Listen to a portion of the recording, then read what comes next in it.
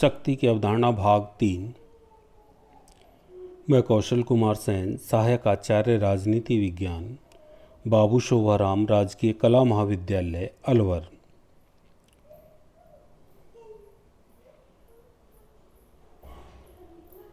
इससे पहले के अंक में हमने शक्ति की अवधारणा पर लासवेल के विचारों का अध्ययन किया, जिन्होंने प्रभाव और प्रभावी के माध्यम से शक्ति की अवधारणा को स्पष्ट किया था। अब हम शक्ति की अवधारणा पर कैटलिन के विचारों का अध्ययन करेंगे। कैटलिन के अनुसार शक्ति समस्त राजनीतिक जीवन का आधारभूत तत्व है। शक्ति का जन्म इस तथ्य से होता है कि प्रत्येक व्यक्ति अपनी इच्छाओं की पूर्ति चाहता है और इस उद्देश्य से वह अन्य व्यक्तियों की प्रतिद्वंदी एवं बाधक इच्छाओं को नियंत्रित करने का प्रयत्न करता है। इस प्रक्रिया में व्यक्तियों के बीच इच्छाओं का संघर्ष होता है और इच्छाओं का यह संघर्ष शक्ति के रूप में प्रकट होता है। इस प्रकार समाज में शक्ति संघर्ष प्रकट होता है। कैटलिन ने नियंत्रण की एक प्रक्रिया के रूप में शक्ति के अध्ययन पर जोर दिया है, किंतु उसका यह मत है कि यह नियंत्रण हिंसा अथवा सैनिक शक्ति के रूप में नहीं होना चाहिए। वह नियंत्रण की प्रक्रिया के अध्ययन को इस रूप में स्वीकारता है कि इस समस्या पर विचार किया जाए कि एक व्यक्ति अन्य व्यक्ति अथवा एक समूह दूसरे समूह अथवा एक संस्था अन्य संस्थाओं के व्यवहार को प्रभावित करती है। देखिए, कैटलिन ने शक्ति को नियंत्रण की सीमा के रूप में परिभाषित किया है। उन्होंने शक्ति के बारे में बताया कि प्रत्येक व्यक्ति अपनी इच्छाओं की पूर्ति चाहता है और उसकी इच्छाओं की पूर्ति में दूसरे व्यक्ति की प्रतिद्वंदी और बाधक इच्छाएं बाधक बनती हैं, तो प्रत्येक व्यक्ति दूसरे व्यक्ति की प्रतिद्वंदी या बाधक इच्छाओं को नियंत्रित करके अपनी इच्छाओं की पूर्ति चाहता है। इस प्रकार समाज में या राज्य में इच्छाओं का संघर्ष चलता है, जिसे कैटलिन शक्ति के रूप में परिभाषित करते हैं। कैटलिन के लिए इच्छाओं का संघर्ष ही शक्ति है। और राजनीति विज्ञान में वो कहते हैं कि हर जगह नियंत्रण पाया जाता है, तो लेकिन ये नियंत्रण ज़बरदस्ती या बलात् नहीं होना चाहिए। वह नियंत्रण की इस प्रक्रिया के अध्ययन को इस रूप में स्वीकारता है कि इस समस्या पर विचार किया जाए कि एक व्यक्ति अन्य व्यक्ति अथवा एक समूह दूसरे समूह अथवा एक संस्था दूसरे संस्था के व्यवहार को प्रभावित करती है। देखिए, शक्ति के अध्ययन में हमें वही बात ध्यान रखनी है कि एक व्यक्ति दूसरे व्यक्ति के मस्तिष्क को प्रभावित करता है और अपने हित के अनुकूल कार्य करवा लेता है। उसे कैटलिन ने नियंत्रण के रूप में परिभाषित किया। उन्होंने कहा कि एक व्यक्ति दूसरे व्यक्ति के मस्तिष्क को नियंत्रित करता है, अर्थात उसकी इच्छाओं को नियंत्रित करता है, फिर अपने हित अर्थात अपनी इच्छाओं के अनुकूल उस व्यक्ति से कार्य करवा लेता है। इस प्रकार कैटलिन के अनुसार राजनीति शक्ति का विज्ञान है। कैटलिन कहता है, नियंत्रण की प्रत्येक प्रक्रिया राजनीति विज्ञान का अंग है। अर्थात समाज में हर जगह शक्ति विद्यमान है। कैटलिन ने राजनीतिक जीवन का मुख्य आधार शक्ति को माना है। उसका मत है कि राजनीति विज्ञान के अध्ययन में अन्य विषय गौण हैं और इसके अध्ययन का मुख्य विषय शक्ति ही है। यह कैटलिन के विचार थे शक्ति पर। अब हम शक्ति की विशेषताएं, लक्षण एवं प्रकृति का अध्ययन करेंगे। सबसे पहले शक्ति संबंधात्मक होती है। जैसा हमने इसकी परिभाषाओं से सीखा था कि शक्ति एक व्यक्ति द्वारा दूसरे व्यक्ति के व्यवहार को नियंत्रित करती है, अर्थात सामने वाला व्यक्ति पहले वाले व्यक्ति के अनुकूल तभी कार्य करेगा जब वह उसकी शक्ति से प्रभावित होगा। तो शक्ति में एक संबंध होता है व्यक्ति व्यक्तियों के बीच या व्यक्ति समूह के बीच या समूह समूह के बीच या संस्था संस्थाओं के बीच। अन्य शक्तियों की आवश्यकता।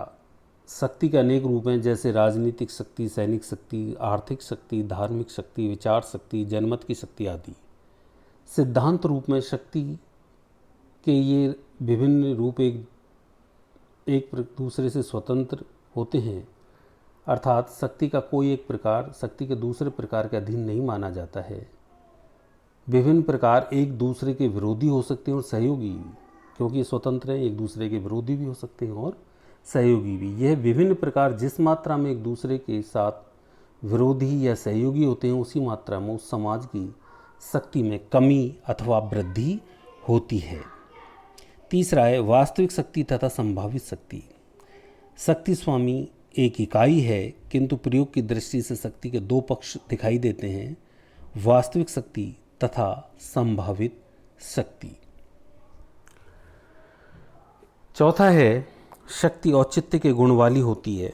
जब शक्ति में औचित्य का गुण नहीं होता है तब वह शक्ति नहीं होती है, अपितु बल कहलाता है तथा बल दमनपूर्ण और अत्याचारी होता है। शक्ति औचित्यपूर्ण होती है तभी वह स्वीकार की जाती है। यदि जबरदस्ती सामने वाले व्यक्ति से अपने हित के अनुकूल कार्य करवाया जाता है तो फिर वह बल होता है जो दमनकारी और अत्याचारपूर्ण होता है। पांचवा है शक्ति का निरंतर संचय जरूरी है। यदि शक्ति द्वारा अपनी रक्षा वृद्धि एवं संचय का प्रयत्न किया जाता है तो शीघ्र ही उसका अंत भी हो जाता है।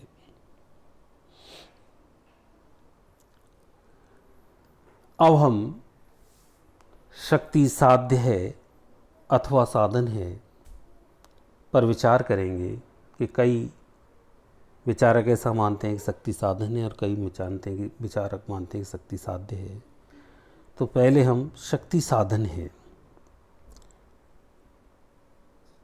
जिस प्रकार धन एक साधन है और धन से अन्य कई चीज़ें खरीदी जा सकती हैं, उसी प्रकार शक्ति विदेश नीति का एक साधन है और शक्ति के माध्यम से विदेश नीति के लक्ष्य राष्ट्र हितों को प्राप्त किया जा सकता है।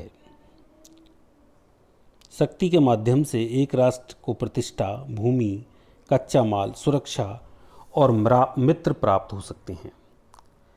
देखिए, जो ये मानते हैं कि शक्ति साधन है, उन्होंने बताने का प्रयास किया है कि अंतर्राष्ट्रीय क्षेत्र में शक्ति एक साधन के रूप में प्रयोग की जाती है कि किसी भी देश की विदेश नीति राष्ट्रीय हित पर आधारित होती है। जिस देश की जैसी राष्ट्रीय हित होती हैं, वहाँ की वैसी विदेश नीति होती है। तो कोई राष्ट्र दूसरे राष्ट्र से अपने हितों के अनुकूल कार्य करवाने के लिए शक्ति को साधन के रूप में प्रयुक्त करता है। शक्ति के माध्यम से एक राष्ट्र को प्रतिष्ठा, भूमि, कच्चा माल, सुरक्षा और मित्र प्राप्त हो सकते हैं। अर्थात जिस राष्ट्र के पास ज़्यादा शक्ति है, उसकी प्रतिष्ठा ज़्यादा है, वह दूसरे राष्ट्र से भूमि प्राप्त कर सकता है, कच्चा माल प्राप्त कर सकता है, सुरक्षा प्राप्त कर सकता है और मित्र उसी के सबसे ज़्यादा होते हैं। दूसरा है शक्ति साध्य। शक्ति अपने आप में लक्ष्य। दूसरे विचारक हैं वो हैं जो ये मानते हैं कि शक्ति खुद ही लक्ष्य है। ऐसा राष्ट्रीय क्षेत्र में होता है जब शक्ति के बल पे राजनीतिक नेतृत्व वर्ग अपने हितों के अनुकूल कार्य करवाता है। राष्ट्रीय राजनीति में कभी कभी व्यक्ति और राष्ट्र शक्ति को साध्य मानने की भूल कर बैठते हैं। राजनीतिज्ञों की अधिकतम शक्ति संचय की महत्वाकांक्षा और छोटे छोटे महत्व इन मुद्दों पर बल प्रयोग करने की प्रवृत्ति या धर्म की शक्ति को शक्ति में परिवर्तित कर देते हैं। हिटलर और मुसोलिनी के लिए शक्ति साधन न होकर साध्य थी। मार्गेनथाउ के राजनीतिक यथार्थवाद में 6 सिद्धांतों का निचोड़ यही है कि राष्ट्र हित को शक्ति के परिप्रेक्ष्य में परिभाषित किया जा सकता है, अर्थात शक्ति ही राष्ट्र हित है। प्रत्येक राष्ट्र की विदेश नीति का उद्देश्य शक्ति अर्जन है, अपने आप में एक उद्देश्य है। वास्तव में शक्ति एक साध्य भी है और साधन भी। जहाँ शक्ति अपने एक उद्देश्य है, वहाँ वह दूसरे उद्देश्यों की पूर्ति का साधन भी हो सकती है। अंतर्राष्ट्रीय राजनीति में शक्ति साधन इसलिए है कि इससे राष्ट्रीय हित की पूर्ति होती है और साध्य इसलिए है कि शक्ति का आधिपत्य बना रहना राष्ट्रीय हित की सुगम सिद्धि के लिए आवश्यक है। धन्यवाद।